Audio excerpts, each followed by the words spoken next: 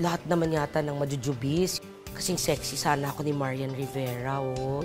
But like what my daughter tells me all the time, Mommy, I think you should wake up one day and decide that, hey, I'm big, I love my body, I'm beautiful, and I'm sexy.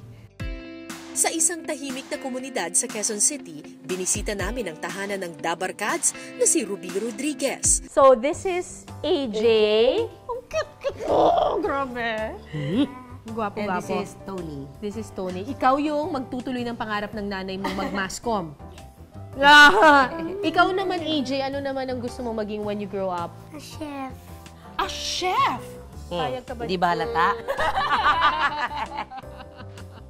I love your house. Thank you. Para Thank siyang, you. it's an old house, pero Yes. modern. Kaya nga retro ang tawag ko sa Retro house. is the right yes. term. Retro is the right term.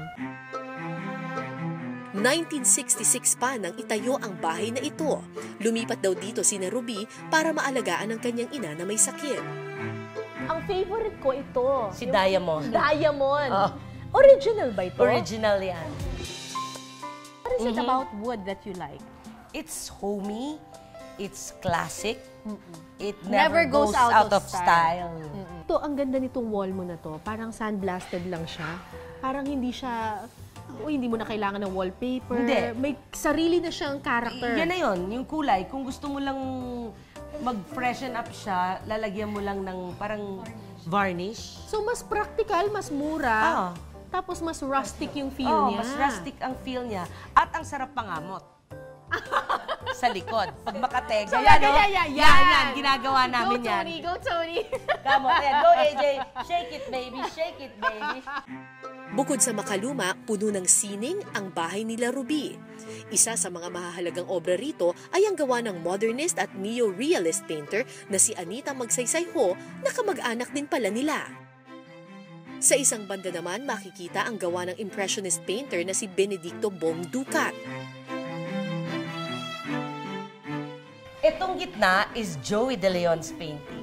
Hindi nga. Yeah, tawag niya dyan, Ruby's Point. Teka, saan dyan yung point? Yung nasa taas o yung Basta nasa point. baba? Bahala na kayo.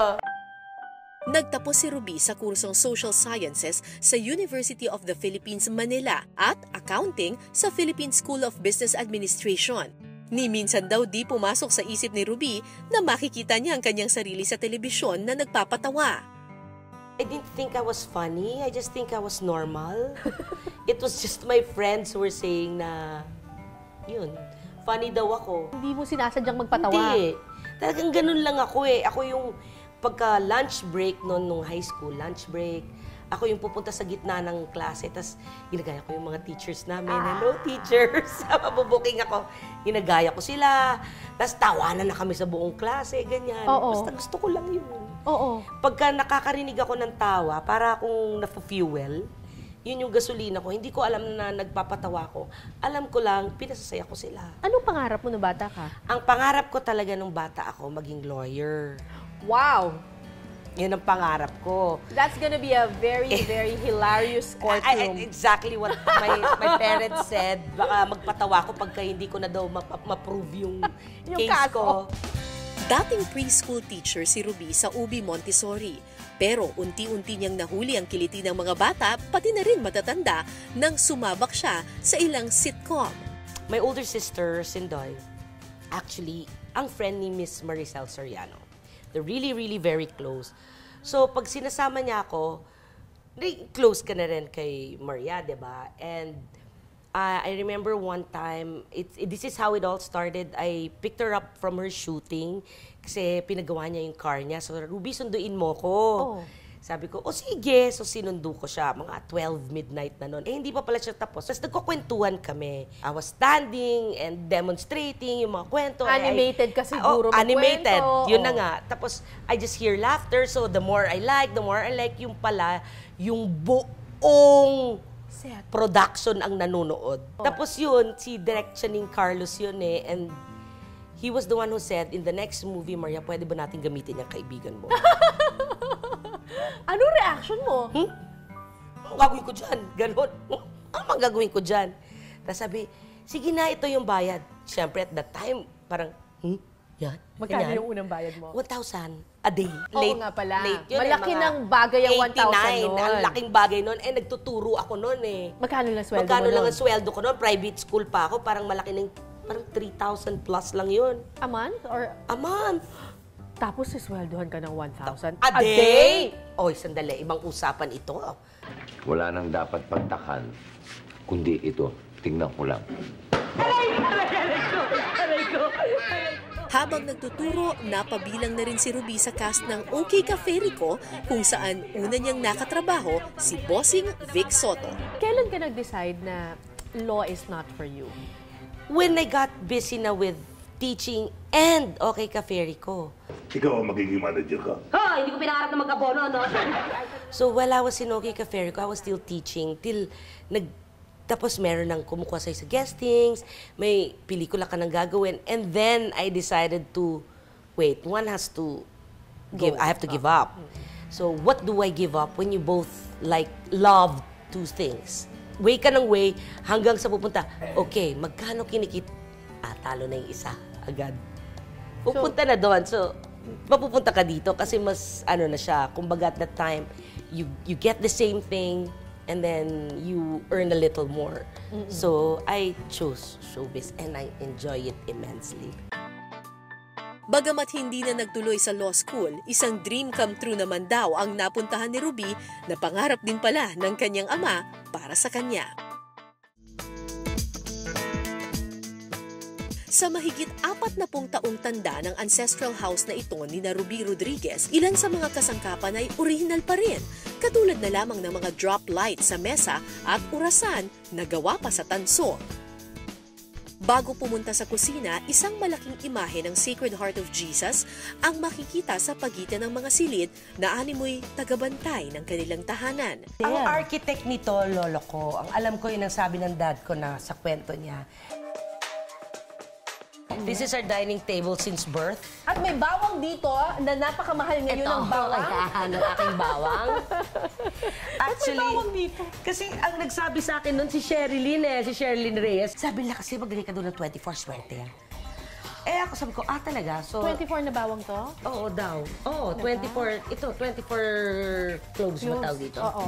So, 24, sabi ko, well, there's nothing wrong. Maganda naman siya, parang conversational piece. So, display ko siya. So, alam ko yan pagka, gamitin na ito, palitan ng bago.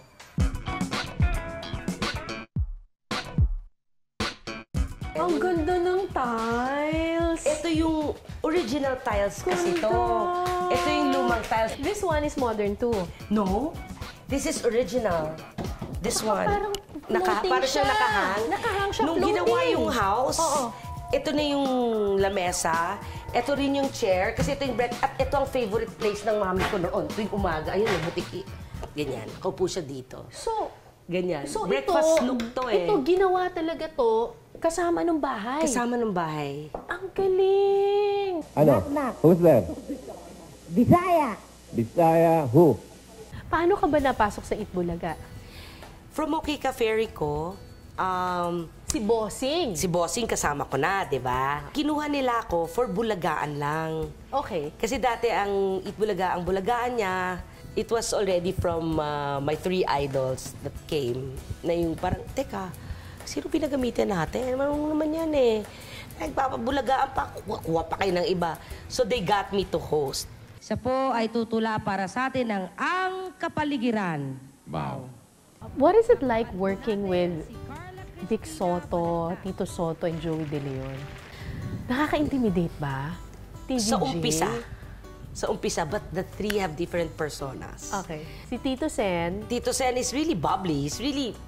He talks to everyone. Si Joey talaga ang magulo. anong magulo? Magulo. Siya yung mahilig magbiro. Oo. Si Vic ang quiet.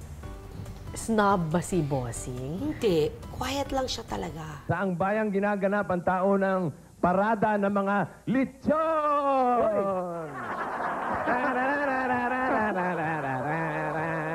Hindi ka na-offend minsan when people call you fat? Baboy sa Bulaga, pag linoloko na ako ng mga idol natin, ng mga mentors ng TVJ, pag pinaglaruan nila ako, mas gusto ko kasi sila, hindi ka nila paglalaruan pag di ka nila gusto. Pero pinangarap mo ba siya nung bata ka na, sana ganun ako ka-sexy, ganun ako ka... Lahat naman yata ng majujubis, yun ang mga, sana ganyan din ako. Kasing sexy sana ako ni Marian Rivera, oh. Yung ganon. Lahat naman eh, but what my daughter tells me all the time, that yung may nabasa siya, she told me this, Mommy, I think you should wake up one day and decide that, hey, I'm big, I love my body, I'm beautiful, and I'm sexy.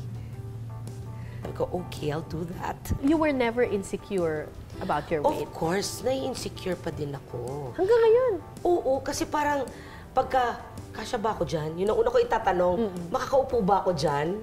Yun, laging, may ganun pa rin. Kailan mo natanggap talaga na ang aking weight, ang aking katabaan ay asset ko? At ako'y maganda dahil ganito ako, dahil mataba ako? Siguro nung may nag-propose na sa akin for marriage. Na, oh, despite of my weight, here I am.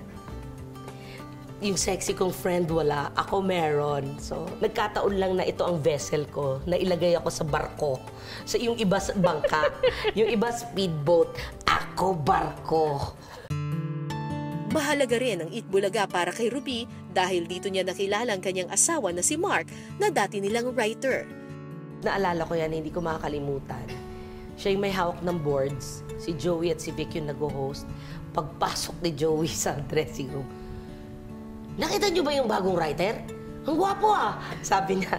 Tapos sabi ni Joey, oh Ruby, kasi ako yung dalaga. Tirahin mo na! So, paano siya nanligaw sa'yo?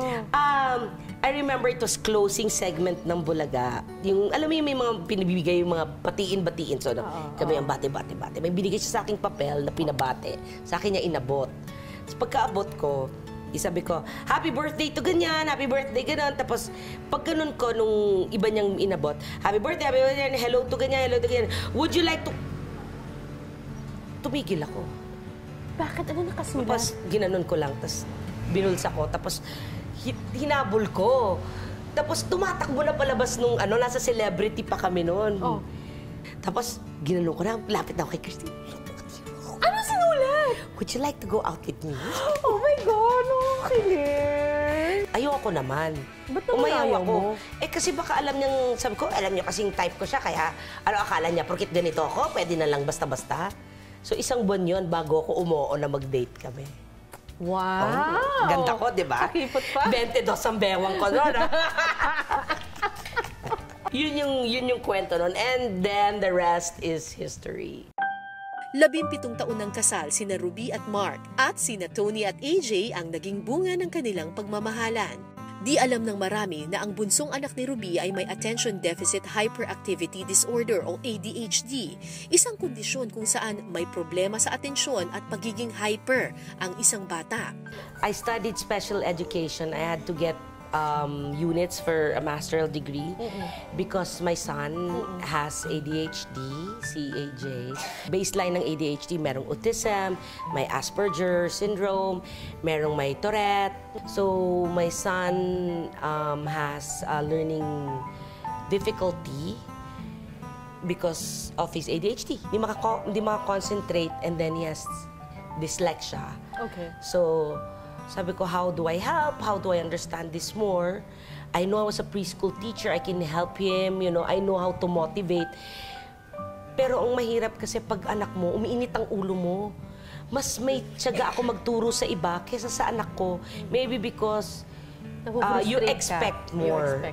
And when his teachers talk to me, I know what they're saying. That's why and besides, I'm ADHD too, so... Sa kabila nito, nagsisikap si Ruby na matugunan ang mga espesyal na pangangailangan ng kanyang anak na si AJ.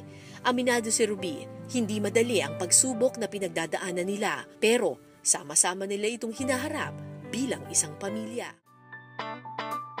Sa huling bahagi ng paglibot namin sa bahay ni Ruby Rodriguez, ipinakita naman niya sa amin ang silid ng kanyang mga anak. Una na rito ang kwarto ni AJ. Captain America! Yan mga gusto niya ipakita. Yan ang mga gusto niya. Mukhang trabyesa rin to. Oo, binili na yan dun sa mga nasisirang bahay, yung mga nagbabakbak. Sa silid naman ni Tony, photo collage ang unang mapapansin. Kombinasyon nito ng luma at bagong litrato ng kanilang pamilya. Anong tawag mo dyan sa wall na yan? Memory lane. Memory lane. So, nagmana sa'yo si Tony. Oo. Mahilig sa mga memories. Gusto ko yung tinitignan kasi yan yung mga sexy days ko Old photos. Ikaw ba? Nandiyan ka ba? Opo, andyan po si Andiyan ba ako? Saan ako? Saan yung sexy mommy dyan? Sexy mommy. Ayun, hawak ko siya. Animoy bahagi na ng pader ang pinto ng kanilang family room. Pero pagpasok sa loob, makikita ang mala restoration hardware na tema na mismong ang asawa niyang si Mark ang nagdisenyo. Wow! At hindi mo ma-imagine na yung isang lumang bahay may ganito. So lahat ng nakikita mong kahoy dito, lahat yan galing din sa kwartong ito. My Ito husband yung talagang designed. fusion ng old and new. Yes. Ito At Dabarkads photo. Oh, this is your Dabarkads Yan yung kami photo. magbabarkada.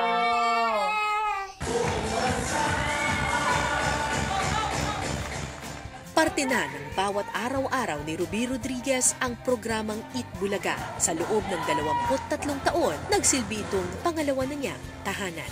Si Ruby, bukod sa malusog si Ruby. Okay. Yan na isa sa mga chokaran ko dito sa Bulaga. Parang ako yan eh. May mood swings minsan yan. Minsan sobrang extreme masaya, minsan mahimik. Pero more on the side na masayahin yan. What's next for Ruby Rodriguez? I hope the next is I lose a little weight. Ilang pounds ang gusto mo ma-lose? Mga 120. Gusto ko mag-lose ng isang tao. Hindi. What's next for me? I'm like, I really want to veer on the special ed now. Talaga? Yes. Convincing my sister, the doctor, she's the pediatrician. She has a lot of friends, like the developmental doctors. And I'm convincing her na, tara tayo. Sabi ko, So and gusto then... mong bumalik sa pagtuturo? Oo, yung pero special ed. Sa pag-aaral ko at sa pag-iikot ko sa Bulaga, ang dami kong nakitang public schools na maraming may special ed students, okay? And there's only a few public schools na merong special ed talaga. Totoo. Na Kasi marami may na rin. building sila na talagang meron silang mga SPED teachers. At siksikan yung mga therapy centers because there's mostly leave. So iniisip mo ba na darating ang panahon na iiwan mo rin yung Bulaga? So ayaw naman siguro at sa gusto natin. Ang pangit naman siguro nag-host akong naka-walker, di ba? O baka mamaya tinutulak na ako ng anak ko. Hindi ba yata maganda Pero hanggang yun? kailan? Hindi ko alam. Hanggat gusto pa nila ako. Hanggat okay pa ako sa kanila, hindi ako aalis. Well, okay na okay ka talaga sa amin. Okay pa naman. Maraming salamat, Ruby. Maraming salamat ka. Thank you for making us laugh, for making us happy, and now for inspiring all of us.